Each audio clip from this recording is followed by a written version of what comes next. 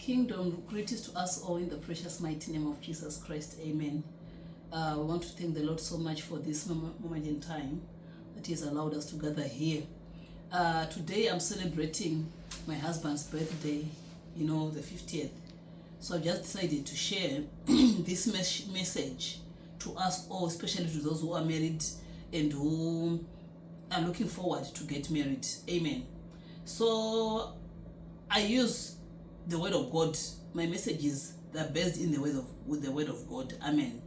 So I was just thinking, thanking God, praising the Lord for His faithfulness.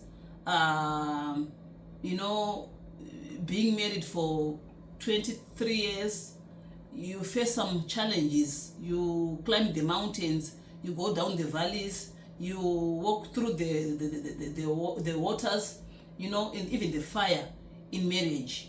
But one thing that I've realized is you need God in your marriage. Amen.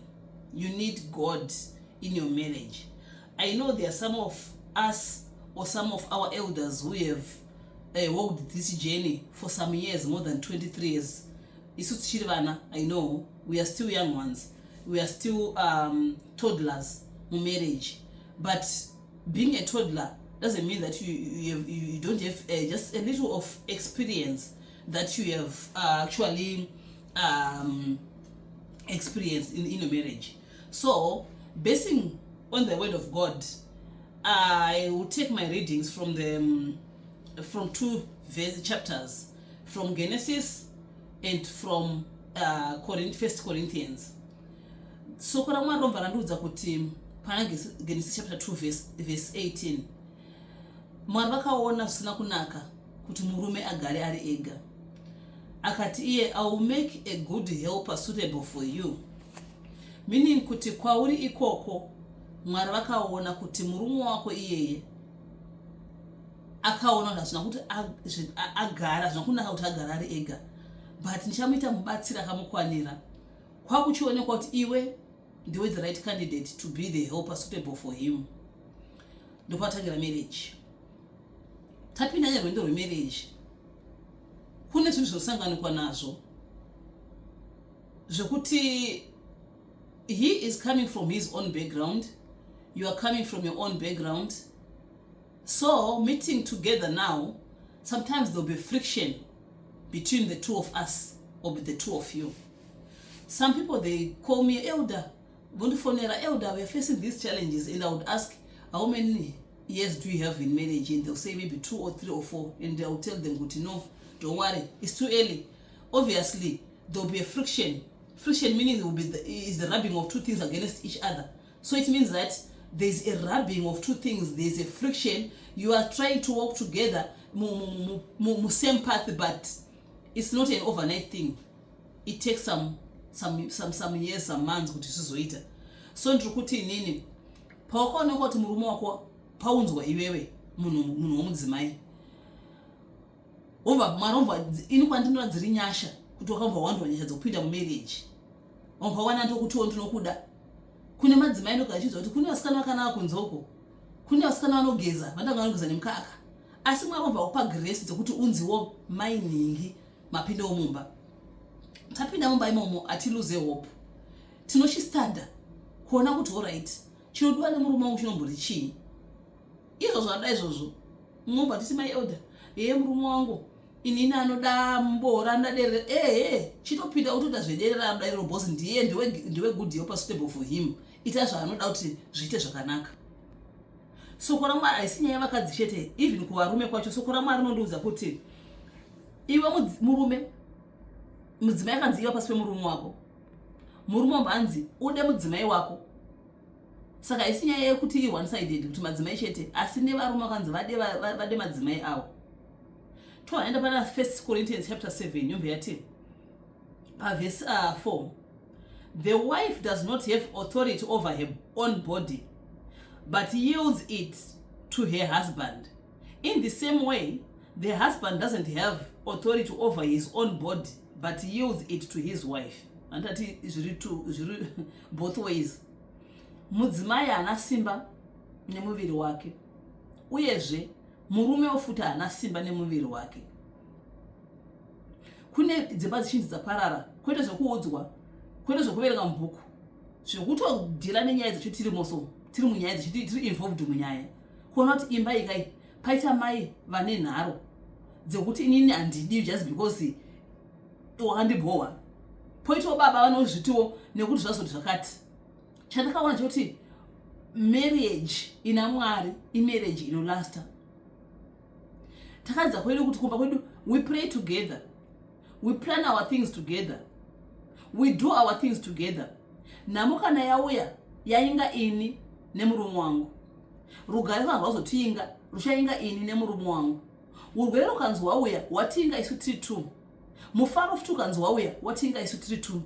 Nevana vakazouya dziri mbasera akataka kuonana nemurume wangu ndini naiye murume wangu vavadasa rupazo nevana zvibereko.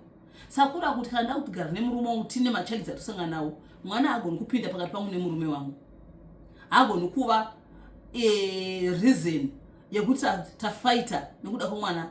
Otherwise we have to have one language tichibatsira vana vedu. Nyaya yetopic dzevana itori broad topic yatatomboda kuibata for now just because ine zvayo zvevana. Saka ndikuti chakatanga kusanganiswa nacho naMwari ndibaba vaya vakaonwa kuna Genesis vanonzi Adamu. Akaonekwa kuti hatina kunaka kuti agare ari ega, asi tichamuita mubatsiri. Mubatsiri kana auya manje anouya kuzogasa pasina kuenzana, achiita kuti zvinofanira kuitwa zviitike zvisina kuenge zvakaringana, nekuti akanzi mubatsiri. Mumwe ati vayaudha murume wangu ati akasingafunge, Mwari vakapina kuti kusafunga iwo kuchasita kuti kuzonzi kwameka sense hunge iwo wasvika mulife make. Saka ndiri kuti inini ndaizoindikati hama dzangu varorani nevarorwi, vakarorana nevakarorana kuti marriage isina Mwari inotambudza, inochemedza, inorwadza. Marriage ine foundation inonzi Jesu. Hongu zvinouya asi munoziva pekuwanda, munoziva bako rekutizira, munoleya foundation inyiso mukutya Mwari. I believe kwangu kana chinamata marriage yangu kuti chitaura nezvemarriage yedu totaura kuti we want the kingdom of God. Let the kingdom of God come in our marriage as it is in heaven. Kuti if the kingdom of God now kana yauya marriage medu, patinotadzirana tinoziva kuti ngatadzirana ngatigase nyaya dzedu mukutya Mwari. Pazvinonzi any challenge yatiinga mumba medu tinosolva mukutya Mwari based on the word of God, kuti rinomboti chii. Kana pauyawo zvinhu zvauya tonamata pamusheti toudza Mwari nekuti marriage inoda kuvakwa padombo rinonzi Jesu. Saka whatever chatiinga chainga isu tiri vairi, nekuti ini ndo andaziva kuti position yangu ndeyekuva mubatsiri. Musoro wemba kwanzi murume ndiye musoro, is the head of the house. Chinonyanya ndikomborera panyaya ndechekuti marriage yakafananizwa like Christ to his church. Ikanzi ndo Kristu, murume ndiye musoro wemba, just like Kristu kuchechi yake. Paanodzoka Kristu arikazotora church yakachena. Saka murume mudzimai wake ndiyo kereke. I hope tikuzvibata. Which means it's something that is holy. Chinhu chinofananidzwa naKristu kuchechi yake is something that is holy, tofanira kuchibata neutsvene. But the devil now is fighting against my marriages. Musafunga kuti ndingabuda mumba ndingatozipurana ndichabuda mumba. Zvinongozokanzi nguva zvatoitika. Why? Wakaipa ukazoda kubvunza kuti nyaya yamabudira ndeyei naye mai, kanyaya kadiki diki. Chaitika chii? Wakaipa ari pabasa. Asingachimuzivai. Nekuti paanotouya kuno munhu anoziva Mwari anoziva kuti uyu ndisatani. Mapinduro aita baba ava, mapinduro aita mai ava, uyu atosatani uyu. What am I supposed to do? Sometimes let me just keep quiet. After some time, kana adzikama tochitaura nyaya yedu.